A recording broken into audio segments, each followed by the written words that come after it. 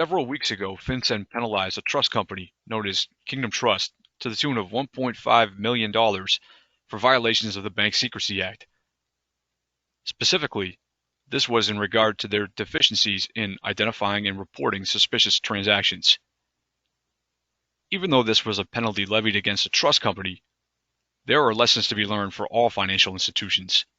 One of the key takeaways from their consent order that I encourage everyone to focus on is the importance of manual monitoring. This applies to your institution if you use manual monitoring to any extent, whether that's covering a unique risk area not encompassed within your automated monitoring system, or if you're employing an entirely manual approach. When you dig into the details of the consent order, FinCEN criticizes at length the institution's lack of actual monitoring and documentation. Apparently, Kingdom Trust had been sending and receiving a large volume of wires each day, and were using a manual report that basically dumped all of those transactions into a spreadsheet, which then an employee claimed to have reviewed. One of FinCEN's major criticisms of their process was that it was not geared towards identifying red flags associated with the types of transactions being monitored, in addition, of course, to the large number of transactions that no one person could possibly look at all of. Institutions need to use a codified and documented process that seeks out red flags and includes explanations which can be shown and resources that can be demonstrated.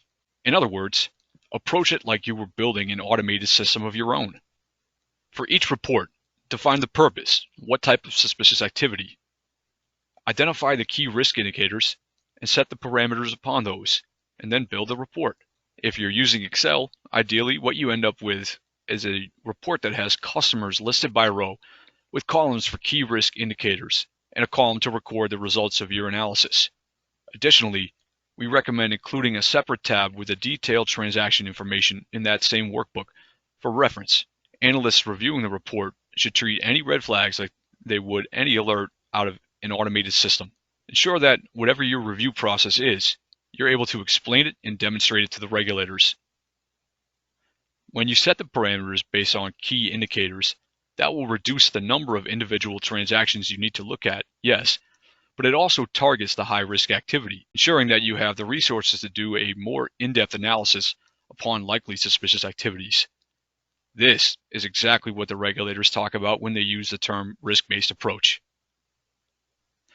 If you have any questions or would like any additional information about our BSA AML services, please reach out to us.